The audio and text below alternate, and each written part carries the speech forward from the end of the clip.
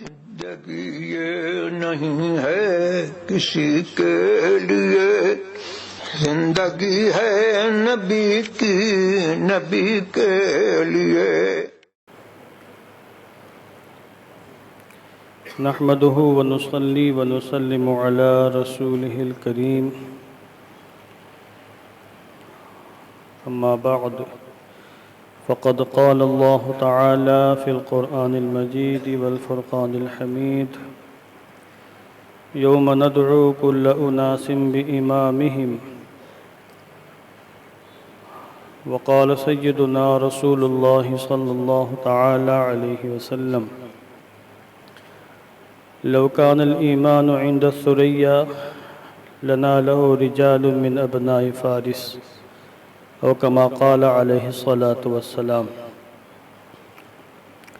صدق الله العظيم وصدق رسوله النبي الأمين المكين الكريم، ونحن على ذلك لمن الشاهدين والشاكرين، والحمد لله رب العالمين۔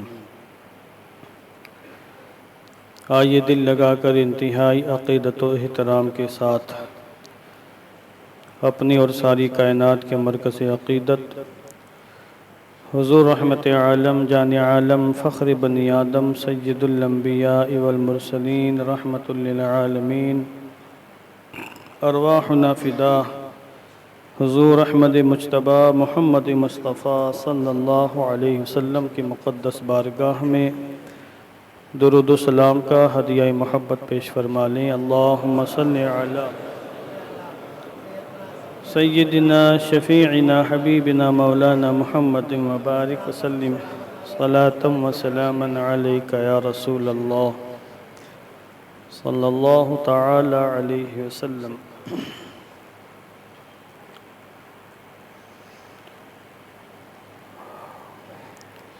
اللہ رب العزت کا بے پناہ فضل و کرم ہے کہ اس کی توفیق و عطا سے آج ہم اس کی بارگاہ میں سجدہ بندگی پیش کرنے کے لیے حاضر ہوئے۔ دعا کرتا ہوں اللہ عز و جل ہم سب کی حاضری قبول فرمائے، ہم سب کو نماز جمعہ کی برکتوں سے مالا مال فرمائے۔ آج ماہ شعبان المعظم کی 3 تاریخ ہے اور 2 شعبان المعظم کو سیدنا سرکار امام اعظم ابو حنیفہ نعمان بن ثابت رضی اللہ تبارک و تعالیٰ عنہ کی طرف شرف انتساب حاصل ہے، اور 2 شعبان المعظم سیدنا امام ابو حنیفہ رضی اللہ تعالیٰ عنہ کی تاریخ وصال ہے۔ اس مناسبت سے دنیا میں جہاں کہیں بھی مسلمان، خوش عقیدہ مسلمان، حنفی مسلمان، امام اعظم کی فقہی مسائل میں تقلید کرنے والے مسلمان آباد ہیں، وہ اپنے امام کا تذکرہ جمیل کرتے ہیں، ان کی بارگاہ میں اپنی محبت کا خراج پیش کرنے کا شرف حاصل کرتے ہیں۔ آج ہم سیدنا امام ابو حنیفہ رضی اللہ تبارک و تعالی عنہ کا تذکرہ کریں گے، ان کے فضائل اور مناقب اور ان کی زندگی کے بعض اہم گوشوں پر روشنی ڈالنے کی کوشش کریں گے۔ ہم حنفی ہیں اور سیدنا امام اعظم ابو حنیفہ رضی اللہ تعالیٰ عنہ فقہ حنفی کے بانی ہیں کہ آپ نے انتہائی کاوش کے بعد اپنی صلاحیتوں کو بروئے کار لا کر قرآن و حدیث کو سامنے رکھ کر ایسے اصول مرتب فرمائے ہیں جن سے آج تک دنیا فیض حاصل کر رہی ہے اور صبح قیامت تک فیض حاصل کرتی رہے گی۔ امام ابو حنیفہ رضی اللہ تبارک و تعالیٰ عنہ وہ عظیم ہستی ہیں جن کے حق میں علی شیر خدا مولائے کائنات حیدر کرار فاتح خیبر حضرت مولائے کائنات رضی اللہ تبارک و تعالیٰ عنہ نے باقاعدہ برکت کی دعائیں مانگی ہیں۔ حضرت علی مولائے کائنات رضی اللہ تعالیٰ عنہ جب خلیفہ بنے اور آپ نے مدینہ منورہ کو چھوڑ کر کوفہ ہجرت فرمائی اور کوفہ کو دارالسلطنت قرار دیا اور کوفہ میں آ کر بسے، اس زمانے میں حضرت امام ابو حنیفہ کے دادا حضرت نعمان جن کا پہلے زوطہ نام تھا بعد میں نعمان ہوئے، دامن اسلام سے وابستگی ظاہر کی، مسلمان ہوئے، اور پھر چند سالوں کے بعد ان کے گھر میں ایک بیٹا پیدا ہوا جو حضرت امام ابو حنیفہ کے والد تھے ثابت۔ اب حضرت نعمان اپنے بیٹے ثابت کو لے کر علی شیر خدا مولا کائنات کی بارگاہ میں لائے کہ حضور دعا فرما دیں۔ علی شیر خدا مولا کائنات نے حضرت ثابت کے حق میں دعا فرمائی کہ اللہ اس کے اندر برکت عطا فرما، اور پھر آگے مزید فرمایا کہ اس کے آنے والی نسلوں میں بھی تو برکت عطا فرما۔ اور پھر سن 80 ہجری میں انہی ثابت کے گھر میں حضرت امام ابو حنیفہ رضی اللہ تعالیٰ عنہ کی پیدائش ہوئی، ولادت ہوئی، اور حضرت امام ابو حنیفہ کے پوتے حضرت اسماعیل بن حماد، یہ پوتے ہیں امام ابو حنیفہ رضی اللہ تعالیٰ عنہ کے، فرماتے ہیں نرجو ان یکون اللہ تبارک و تعالی ان یستجیب ذالک لعلی فینا او کما قال، وہ فرماتے ہیں ہمیں پورا یقین ہے کہ علی شیر خدا مولا کائنات رضی اللہ تعالیٰ عنہ نے ہمارے بارے میں جو دعائے خیر فرمائی تھی، دعائے برکت فرمائی تھی، اللہ نے اس دعا کو قبول فرما لیا ہے۔ تو امام ابو حنیفہ رضی اللہ عنہ کی شان وہ ہے کہ آپ جب اپنے باپ کی صلب میں تھے اس وقت علی شیر خدا مولا کائنات نے آپ کے حق میں دعائے خیر، دعائے برکت فرمائی تھی۔ اس عظیم ہستی کا نام ہے نعمان بن ثابت، جنہیں آج پوری دنیا میں امام ابو حنیفہ کہہ کر اپنی محبتوں کا خراج پیش کرتی ہے۔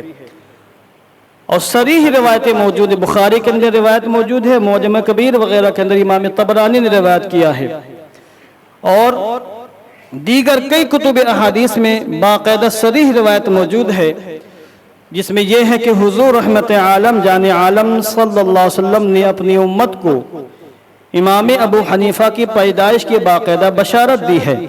حضرت سیدنا ابو ہریرہ رضی اللہ تعالیٰ عنہ روایت کرتے ہیں کہ ہم حضور کی بارگاہ میں بیٹھے تھے، اور سورہ جمعہ جو 28 پاری کی ایک سورت ہے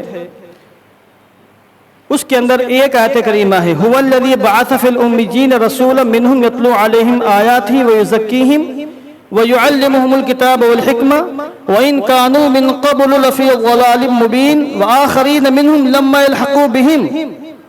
یہ آیت کریمہ سورۃ الجمعہ کی ابو ہریرہ فرماتے ہیں جب سورہ جمعہ نازل ہوئی تو صحابہ کرام نے حضور سے عرض کی یا رسول اللہ، یہ آیت کریمہ کا مفہوم تو ہم سمجھ گئے، مگر اس آیت کریمہ میں جو آخر میں یہ فرمایا وآخرین منہم لما یلحقوا بہم، کہ بعد میں ان میں سے بعد میں آنے والے وہ لوگ جو ان سے اب تک لاحق نہیں ہوئے، ان بعد میں آنے والوں سے کون ہستی مراد ہے؟ اس کی بارگاہ میں حضرت سلمان فارسی بیٹھے ہوئے تھے جو فارس کے رہنے والے تھے، حضور کے عظیم الشان صحابی۔ تو حضور نے حضرت سلمان فارسی کی پشت پر ہاتھ مارا اور کہا، یہ ارشاد فرمایا لو کان الایمان عند الثریا، کئی روایتیں ہیں، بعض روایتوں میں لو کان الایمان عند الثریا، بعض روایتوں میں لو کان الدین عند الثریا، اور بعض روایتوں میں لو کان العلم عند الثریا۔ تینوں روایتوں کا معال و خلاصہ نتیجہ تقریباً ایک ہے۔ حضور نے فرمایا لو کان الایمان عند الثریا لنالہ رجال من ابناء فارس، کہ اس آیت کریمہ میں جو اللہ نے وآخرین منہم لما یلحقوا بہم فرمایا ہے، حضور فرماتے ہیں اگر ایمان یا دین یا علم ثریا کی بلندیوں پر بھی ہوگا، آسمانوں کی بلندیوں پر بھی ہوگا، تو یہ ابناء فارس ہے، ان کی نسلوں میں یا ابناء فارس میں ایسے لوگ پیدا ہوں گے جو وہاں سے جا کے علم کو حاصل کر لیں گے۔ تو اب یہاں پر فارس کی سرزمین پر، ایران کی سرزمین پر جتنے بھی علماء، فضلاء، محققین، محدثین پیدا ہوئے ہیں، اس روایت کے بعد کوئی بھی ایسا عالم یا فقیہ یا محدث نہیں پیدا ہوا جو علم و فقہ میں، علم و فضل و کمال میں، علم و معرفت میں کسی بھی زاویے، کسی بھی جہت سے حضرت امام ابو حنیفہ کی گرد راہ تک بھی پہنچا ہو۔ اس لیے سارے محدثین فقہاء فرماتے ہیں کہ اس حدیث پاک میں جس عظیم ہستی کی جانب حضور نے اشارہ فرمایا ہے وہ عظیم ہستی کوئی اور نہیں بلکہ امام ابو حنیفہ رضی اللہ تعالیٰ عنہ کی ہستی ہے۔ امام ابو حنیفہ کو معمولی حیثیت کے، معمولی شخصیت کے نام نہیں ہے۔ آج فتنوں کے زمانے میں غیر مقلدین نے ایک ہنگامہ برپا کر رکھا ہے امام ابو حنیفہ کے خلاف. تو آج کے موجودہ حالات میں امام ابو حنیفہ کو پڑھنے کی حاجت ہے اور امام ابو حنیفہ کو سمجھنے کی حاجت ہے. امام ابو حنیفہ ہر میدان میں اپنے وقت کے امام تھے، چاہے وہ فقہی میدان ہو، علم حدیث کا میدان ہو، تصوف کا میدان ہو. اپنے زاویے سے باقاعدہ امامت کی حیثیت پر فائز تھے. عام طور سے ان کو امام الائمہ فی الفقہ کہا جاتا ہے کہ فقہ میں وہ تمام اماموں کے امام تھے، تمام اماموں کے سردار تھے. مگر صحیح یہ ہے کہ جو جتنا بڑا فقیہ ہوتا اتنا بڑا محدث بھی ہوتا ہے. محدث کے لیے فقیہ ہونا کوئی لازم و ضروری نہیں. محدث حدیث کو یاد کر لیتا ہے، حدیث کو نقل کر دیتا، پہنچا دیتا ہے. مگر حدیث کے اندر علوم و معارف کے کیسے کیسے دریا موجود ہیں، حدیث کے اندر فقہی مسائل کے کیسے کیسے موتی موجود ہیں، سمندر میں غواصی کر کے جو نکالتا ہے اس کو فقیہ کہا جاتا ہے. ہر فقیہ کے لیے محدث ہونا لازم ہے، مگر ہر محدث کے لیے فقیہ ہونا لازم نہیں. جو جتنا بڑا فقیہ ہوتا ہے اتنا بڑا محدث ہوتا ہے، کیونکہ وہ حدیثوں کو سامنے رکھ کر شرعی احکام کو نکالتا ہے، ان کا استنباط کرتا ہے، استخراج کرتا ہے. اور جب یہ مسلمہ حقیقت ہے کہ امام ابو حنیفہ فقہ کے میدان میں تمام اماموں کے امام ہیں، تو یہ حقیقت بھی مسلمات میں سے ہو گئی کہ آپ جو ہے امام الائمہ فی الحدیث بھی ہیں. علم حدیث میں بھی آپ تمام اماموں کی امام ہیں. علم حدیث میں بھی اللہ نے آپ کو امامت کے مرتبے پر فائز فرمایا. امام ابو حنیفہ وہ عظیم ہستی ہیں جنہوں نے 30 سال تک کثرت کے ساتھ روزے رکھے. 30 سال تک، یعنی فرض روزوں کے علاوہ جو نفلی روزے ہوتے ہیں، کثرت کے ساتھ 30 سالوں تک مسلسل جس ہستی نے روزے رکھا اس کو امام ابو حنیفہ کہتے ہیں. امام ابو حنیفہ عظیم ہستی ہیں جنہوں نے 30 سال تک کثرت کے ساتھ تقریباً روزانہ ایک رکعت میں پورا قرآن مقدس ختم کرنے کا شرف حاصل کیا ہے. کوئی معمولی بات ہے، یہاں ایک پارہ پڑھنے میں نیندیں آنے لگتی ہیں، ایک پارہ پڑھنے بیٹھے اوہ آ جاتی ہے، تکلیف ہونے لگتی، کیونکہ ہم عادی نہیں ہیں، ہماری روحانیت انتہائی کمزور ہے. ایک رکعت میں ایک قرآن تو درکنار ایک پارہ نہیں پڑھ سکتے، اتنے ہم روحانی اعتبار سے کمزور ہیں. مگر امام ابو حنیفہ کی عظمتوں پر قربان کہ 1 2 4 5 6 دن نہیں، 1 2 3 4 مہینے نہیں، 1 2 سال نہیں، بلکہ روایتوں میں یہ آیا ہے الخیرات الحسان کے اندر جو امام ابو حنیفہ کی عظمت و شان پر پوری مستقل کتاب ہے، اس کے اندر موجود 30 سالوں تک آپ نے مسلسل ایک رکعت میں پورا قرآن مقدس ختم فرمایا ہے. اور یہ امام ابو حنیفہ رمضان آتا تو دن میں قرآن مقدس ختم فرماتے اور رات میں قرآن مقدس ختم فرماتے تھے. ماہ رمضان میں 62 قرآن مقدس تقریباً آپ ختم فرمایا کرتے تھے. یہ امام ابو حنیفہ کی شان. اور آپ کے بارے میں یہ آیا کہ جس مقام پر آپ کی وفات ہوئی ہے، جس مقام پر آپ کی وفات ہوئی، جہاں آپ رہتے تھے، سوتے تھے یا آرام فرماتے تھے، قیلولہ فرماتے تھے، اس مقام پر جس وقت آپ کی وفات ہوئی اس وقت تک صرف اس مقام پر آپ 7000 مرتبہ قرآن مقدس ختم فرما چکے تھے. یہ امام ابو حنیفہ کی شان تھی. اب آپ سوچتے ہیں یہ کیسے ہو سکتا ہے، بلکہ روایتوں میں یہاں تک آیا ہے کہ 40 سال تک مسلسل آپ نے عشاء کے وضو سے فجر کی نماز ادا فرمانے کا شرف حاصل کیا ہے. سوئی نہیں رات بھر اللہ کی بارگاہ میں سر بندگی پیش کیا، سجدہ بندگی پیش کیا، تلاوت قرآن کی ہے، اور رات وظائف پڑھے ہیں، درود پاک پڑھا ہے، اللہ کی عبادت و بندگی کی ہے. تو سوئے کفی کے دن میں سوتے رہے. ہمارا معاملہ تو یہ ہے کہ اگر ہم رات میں 1 بجے تک بیدار ہو جائیں تو پھر صبح 10 بجے تک سونا ضروری ہے. بمبئی والے سب جانتے ہیں. میں اپنی بات بتاؤں، رات میں 12:30 1 بج جاتا ہے سوتے سوتے، کبھی 1:30 بج جاتا ہے. کچھ معاملات اپنے ہیں. فجر بعد سونے کا معمول نہیں، فجر بعد کچھ کام ہے، اس کے بعد کلاس 8 سے 12:30. تو ظہر بعد میرے گھر کے سارے موبائل سائلنٹ ہو جاتے ہیں، میرا بھی، میری اہلیہ کا بھی، اور ایک موبائل اور زائد ہے وہ بھی سب سائلنٹ ہو جاتے ہیں. 2 سے 4 تک موبائل بالکل بند، سب لوگ سوتے ہیں. کیونکہ ایک سسٹم بنا ہوا سونے کا، 6 گھنٹہ نیند پوری کرنی ورنہ طبیعت خراب ہوگی. اب امام ابو حنیفہ رات بھر اللہ کی بندگی کرتے تھے اور دن میں اپنا کام کاج کرتے تھے، پڑھاتے لکھاتے تھے، تجارت کرتے تھے، حلقہ ذکر حلقہ حدیث قائم فرماتے تھے. تو سوتے کب تھے؟ اصل میں یہ اللہ والے ہوتے تھے. غوث اعظم کے بارے میں اس طرح کی روایتیں موجود ہیں. یہ اللہ والے ہوتے تھے، یہ دعا مانگتے تھے، اللہ ہماری نیند میں برکتیں عطا فرما. تو وہ نیند جو ہم 7-7 8-8 گھنٹے لے کر بھی اپنی جسم کی تھکاوٹ دور نہیں کر پاتے ہیں اور نیند کے تقاضے پورے نہیں ہوتے ہیں، اللہ والوں کی دعائیں قبول ہوتی ہیں. یہ چند جھونکے لیتے ہیں، ان چند جھونکوں میں ان کی نیند کے تقاضے مکمل ہو جاتے ہیں. नींद पूरी हो जाती है। ये बरकत, ये नींद की बरकत हो। आप भी दुआ मांगा करके अल्लाह नींद में बरकत अता फरमा। और नींद की बरकत ये नहीं कि आप खूब सोएं, नींद की बरकत ये है कि आप चंद लम्हात में, चंद घंटों में अपनी नींद पूरी कर लें, जिस्म की थकावट दूर हो जाए और दिमाग की कसाफत भी दूर हो जाए। तो ये इमाम अबू हनीफा रज़ियल्लाहु ताला अन्हु की अज़मत व शान। अब आपकी अज़मत व शान ऐसे तो नहीं कि आधे घंटे में बयान कीजिए, घंटों नहीं, हफ्तों चाहिए आपकी अज़मत व शान बयान करने के हवाले से। और आपने जो इल्म हदीस के मैदान में, इल्म फ़िक़्ह के मैदान में जो कुर्बानियाँ पेश की, जो मशक्क़तें बर्दाश्त की हैं, उनको बयान करने के लिए हफ्तों चाहिए। इतना समझ लें कि आपने साल की कोशिश और मशक्क़त के बाद कुरान और हदीस को सामने रखकर अपने इज्तिहाद के ज़रिए से 83,000 उसूल और ज़वाबित कायम फरमाए थे। 83,000, बोले सुभान अल्लाह, नहीं समझे आप क्या? 83,000 उसूल और ज़ाब्ते, जिन ज़ाब्तों की बुनियाद पर मसाइल का इस्तिखराज होता, मसाइल हल किए जाते हैं। इमाम अबू हनीफा ने बाकायदा टीम बनाई थी, इमाम अबू यूसुफ की, इमाम मोहम्मद की, इमाम हसन बिन ज़ियाद की, इमाम ज़फ़र, बहुत बड़ा जय्यद उलमा फ़ुक़हा की टीम बना के रखी थी। और उस टीम को आपने बाकायदा काम दिए हुए थे। और आपने साल की मशक्क़त के बाद 83,000 उसूल और ज़ाब्ते ऐसे बनाए हैं कि क़यामत तक कोई भी मसला पैदा होगा, उन उसूल और ज़ाब्तों की रोशनी में इंशाअल्लाह उस मसले का हल ज़रूर होगा। आज भी सेमिनार होते हैं, नए नए मसाइल पेश आते हैं और सेमिनारों में उन सारे मसाइल को सामने रखा जाता है। फ़ुक़हा किराम बहस करते हैं, कोशिश करते हैं, काविश करते हैं, तो इमाम अबू हनीफा के बनाए हुए उसूल की रोशनी में करते हैं, वो सारे मसाइल हल होते हुए नजर आते हैं। उस वक्त से लेकर आज तक सदियां गुजर चुकी हैं और हमारे उलमा ने बाकायदा जब तफ्तीश की है और छानबीन करके उसको जोड़ा है तो 6 करोड़ से ज्यादा मसाइल हल हो चुके हैं इमाम अबू हनीफा की फ़िक़्ह की रोशनी में, आपके इज्तिहाद की रोशनी में और आपके बनाए हुए उसूल और ज़ाब्तों की रोशनी में। 6 करोड़ से ज्यादा मसाइल इमाम अबू हनीफा ने हल किए। आप गौर फरमाएं।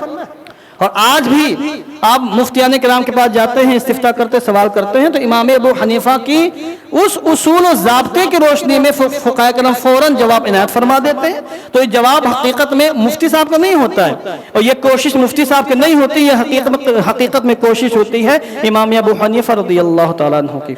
इमाम अबू हनीफा रज़ियल्लाहु ताला अन्हु की एक ख़ास खूबी ये थी कि अहले बैत अतहार से आप बेपाया मोहब्बत फरमाते थे। अहले बैत अतहार की मोहब्बत में फना थे इमाम अबू हनीफा। शायद आपको इल्म ना हो, आपसे अगर मैं सवाल करूं कि आप बताएं इमाम अबू हनीफा किससे मुरीद थे? आज आम तौर से सवाल सबसे किया जाता, भाई किससे मुरीद हो? किसी के बारे में अगर किसी को कुछ पता ना हो कि भाई ये सामने वाला बंदा कौन है, सुन्नी है या क्या है, मेरे रास्ते का या गलत रास्ते का है, तो यही पूछते भाई किससे मुरीद हो आप? तो एक अंदाजा होता है कि भाई किससे मुरीद है, किस सिलसिले से वाबस्ता, इसका नजरिया क्या, इसका मिजाज क्या है, इसकी सोच क्या, इसकी फिक्र क्या है। इमाम अबू हनीफा रज़ियल्लाहु ताला अन्हु किससे मुरीद थे, कोई मालूम है? इमाम अबू हनीफा सैयदना इमाम जाफर सादिक रज़ियल्लाहु ताला अन्हु से मुरीद थे। समझे आप? इमाम जाफर सादिक के शागिर्द भी थे और आपसे मुरीद भी थे। और इमाम अबू हनीफा की सिलसिले से बहुत बड़े बड़े उलमा, फ़ुक़हा, मुहद्दिसीन और बहुत बड़े बड़े मशाइख़ इमाम अबू हनीफा के सिलसिले से वाबस्ता थे। ये खाली वो आलिम ज़ाहिर नहीं थे, आलिम बातिन भी थे, साहिब कश्फ थे। इमाम अबू हनीफा की शान तो ये थी कि जब लोग वज़ू करते थे और रवायतों में आया कि इंसान वज़ू करता है तो उसके गुनाह झड़ते हैं, इमाम अबू हनीफा वज़ू करने वालों को देखते थे, उनके जिस्म से निकलने वाले कतरात, गिरने वाले कतरात को देखकर अंदाजा फरमाते थे कि यह बंदा कौन सा गुनाह करके आया था और वज़ू करने की बुनियाद पर वो गुनाह झड़ चुका है। इमाम अबू हनीफा की ये शान थी। दिलों पर नजर रखने वाले थे, असरार पर नजर रखने वाले हस्ती का नाम इमाम अबू हनीफा है। तो इमाम अबू हनीफा अहले बैत अतहार के मोहब्बत में फना थे। जब आप मदीना मुनव्वरा तशरीफ लाए और हुजूर की बारगाह में हाजिरी का शरफ हासिल हुआ, कई बार शरफ हासिल हुआ, एक बार आपकी किस्मत का सितारा बेदार हुआ और आप रोज़े अनवर पर हाजिर हुए सुनहरी जानियों को सामने, और आपने इंतहाई अदब व एहतराम के साथ सलाम पेश किया, अस्सलातु वस्सलामु अलैका या सय्यदल मुरसलीन, ये फरमाया। तो रोज़े अनवर से जवाब आया वालेकुमुस्सलाम या इमामल मुस्लिमीन। इन्होंने फरमाया ऐ तमाम रसूलों के सरदार, आप पर सलातो सलाम हो। तो जवाब आया आया तमाम मुसलमानों के इमाम, तुझ पर भी सलातो सलाम हो। ये इमाम अबू हनीफा का मकाम। तो जब आप मदीना मुनव्वरा पहली बार तशरीफ लाए, सैयदना इमाम मोहम्मद बाक़िर रज़ियल्लाहु ताला अन्हु का ज़माना था। इमाम ज़ैनुल आबिदीन के बेटे हैं امام حسین کے شہزادے، امام حسین کے پوتے امام محمد باقر اور انہی کے بیٹے امام جعفر صادق ہیں۔ تو امام ابو حنیفہ امام محمد باقر کے بھی شاگرد ہیں، امام جعفر صادق کے بھی شاگرد ہیں۔ تو امام محمد باقر کی بارگاہ میں آئے امام ابو حنیفہ، اور آپ نے انتہائی ادب و احترام کے ساتھ ان سے کہا ان لک عندی حرمتن کحرمت جدک صلی اللہ علیہ وسلم فی حیاتہ علی اصحابہ۔ یہ جملہ بالکل ایک وجد پیدا کرنے والا جملہ ہے۔ امام ابو حنیفہ اہل بیت اطہار کی محبت میں کتنا فنا تھے، اس جملے سے اندازہ فرمائیں۔ امام ابو حنیفہ امام محمد باقر سے فرماتے ہیں جو امام زین العابدین کے بیٹے ہیں، کیا فرماتے ہیں؟ اے میرے امام، اے شہزادہ رسول، میری نظر میں آپ کی وہی عزت و حرمت ہے جو حضور کی زندگی میں صحابہ کرام کی نظر میں حضور کی عزت و حرمت تھی۔ اللہ اکبر، یہ مقام ہے امام ابو حنیفہ کو جو ملا ہے، اہل بیت اطہار کی محبت سے ملا ہے۔ اور امام ابو حنیفہ رضی اللہ تعالیٰ عنہ چونکہ عام طور سے کوفہ میں رہا کرتے تھے، کوفہ کی سرزمین پر جب سب سے پہلے امام جعفر صادق تشریف لائے کوفہ کی سرزمین پر، اور امام ابو حنیفہ کوفہ میں ہے، اور آپ کا چرچا پورے عراق، پورے عالم عرب میں ہے۔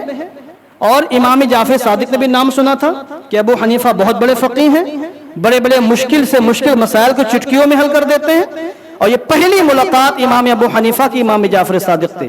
اب امام ابو حنیفہ کو پتا چلا کہ امام جعفر صادق تشریف لائیں کوفہ میں، اپنے شاگردوں کو اکٹھا کیا اور کہا ایک عظیم امام کی بارگاہ میں جا رہے ہیں، ادب و احترام کے ساتھ چلنا۔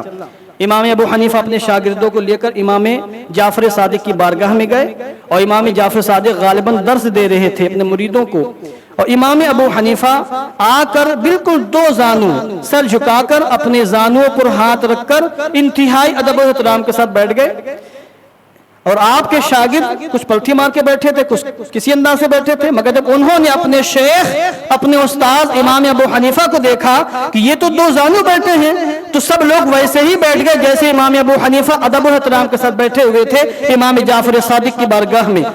اور یہ سارا منظر امام جعفر صادق نے دیکھا تو آپ نے اپنے خاص لوگوں سے پوچھا یہ شیخ کون ہے جو انتہائی ادب و احترام کے ساتھ میرے سامنے بیٹھے ہیں؟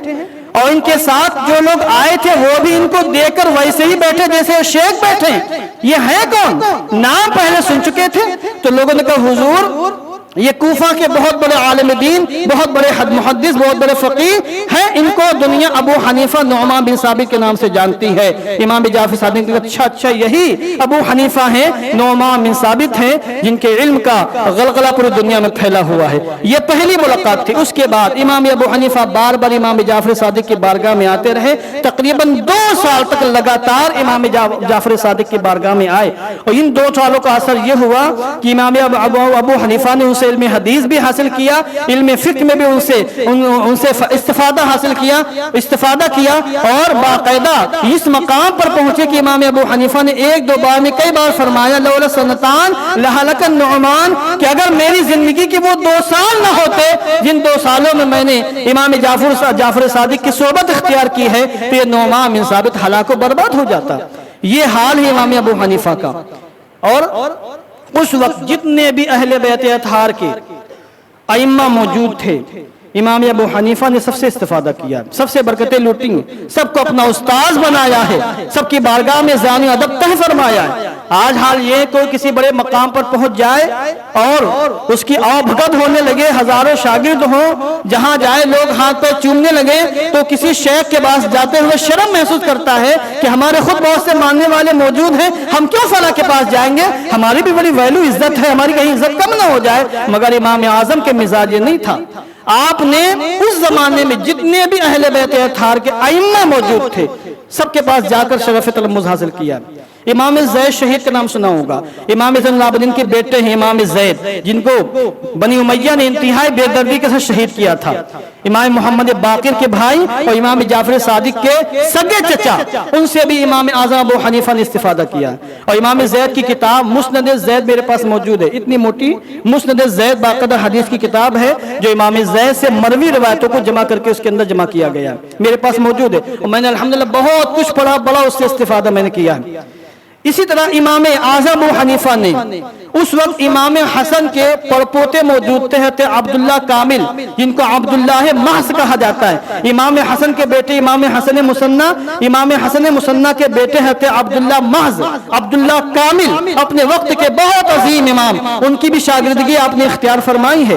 اسی طریقے سے امام حسن کے ایک دوسرے پڑپوتے امام حسن مثلث، ان سے ان کی بارگاہ میں جا کر امام اعظم نے ان کا فیض بھی حاصل کیا ہے۔ وقت ختم ہو رہا، بس آخری بات، خلاصہ کلام یہ کہ امام ابو حنیفہ اپنے وقت کے عظیم امام تھے ہی، آپ کے اندر بڑی خوبیاں، بڑے کمالات تھے۔ ایک نمایاں وصف جو امام اعظم کو ممتاز کر رہا تھا اس زمانے میں، وہ یہ تھا کہ آپ اہل بیت اطہار کے محبت میں فنا تھے، حتیٰ کہ اہل بیت اطہار کے محبت ہی میں آپ نے جام شہادت میں نوش فرمایا، آپ کو باقاعدہ شہید کیا گیا۔ اس زمانے میں منصور، ابو جعفر منصور کی حکومت تھی، خلافت عباسیہ میں سے یہ دوسرا خلیفہ ابو جعفر منصور، انتہائی ظالم بادشاہ، اس کا باپ صفاق، یہ پہلا خلیفہ تھا خلافت عباسیہ کا، اور دوسرا خلیفہ ابو جعفر منصور تھا۔ ابو جعفر منصور جب خلیفہ بنا تو اس کے خلاف خلافت کا دعویٰ کیا حضرت امام محمد نفس زکیہ نے۔ امام محمد نفس زکیہ یہ بیٹے ہیں عبداللہ محض کے، یعنی عبداللہ محض جو امام حسن کے پوتے ہیں، ان کے بیٹے امام محمد نفس زکیہ، ان کے بھائی امام ابراہیم نفس رضیہ، یہ وہ عظیم الشان نفوس قدسیہ ہیں جنہوں نے یہ کہا کہ ابو جعفر منصور کے خلاف ہم لوگ کھڑے ہیں، اس کی بنسبت ہم لوگ خلافت کے زیادہ حقدار ہیں، اور لاکھوں لوگ ان کے پرچم تلے جمع ہوئے۔ تو اس وقت خلیفہ منصور کی سٹی پٹی گم ہو گئی تھی، اس کو یقین ہو گیا تھا کہ اب ہماری حکومت چلی جائے گی، ہماری خلافت کا خاتمہ ہو جائے گا۔ اور اس وقت امام ابو حنیفہ نے باقاعدہ فتویٰ دیا تھا کہ ابو جعفر منصور ظالم بادشاہ ہے، اس کے مقابلے میں شہزادہ رسول حضرت عبداللہ کامل کے بیٹے حضرت امام محمد نفس زکیہ اس کے مقابلے میں خلافت کے زیادہ حقدار ہیں۔ اور صرف آپ نے فتویٰ ہی نہیں دیا، اپنے شاگردوں کے ذریعے سے خفیہ طریقے پر 12,000 درہم کے نذرانے آپ نے امام ابراہیم کے پاس بھی بھیجے ہیں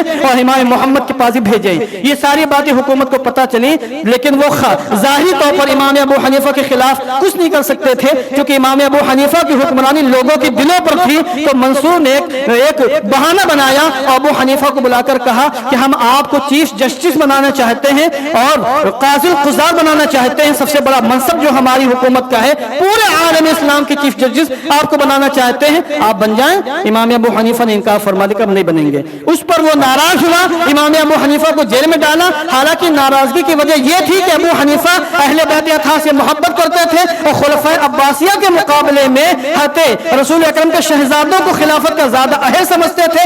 اس بنیاد پر اس بدبخت نے امام ابو حنیفہ کو نہ صرف جیل میں ڈالا بلکہ جلادوں سے کہا کہ ان کو روزانہ سب کے سامنے لایا جائے، ان کی پشت پر روزانہ 10 کوڑے برسائے جائے۔ 10 دن تک امام ابو حنیفہ کے ساتھ جیل خانے کے اندر یہ ظلم و زیادتی ہوئی، اور اس سے پہلے خلافت امیہ کے زمانے میں بھی امام ابو حنیفہ پر ظلم و زیادتی کی گئی تھی، ان کے سر پر کوڑے برسائے گئے تھے۔ اور خلافت عباسیہ کے زمانے میں اہل بیت اطہار کے ساتھ ظلم تو ہو ہی رہا تھا، اماموں کے ساتھ بھی ظلم ہوا ہے، اور امام ابو حنیفہ کو لگاتار 10 دنوں تک کوڑے برسائے گئے۔ اور پھر بعد میں ایک ظالم جلاد آیا پیالے میں زہر لے کر اور کہا کہ اے ابو حنیفہ آپ خوشی خوشی یہ زہر پی لیں ورنہ آپ کے ساتھ بڑی زیادتی کی جائے گی۔ امام ابو حنیفہ نے فرمایا تو خودکشی ہے اور میں اپنے قتل میں تمہارا ساتھ نہیں دے سکتا ہوں۔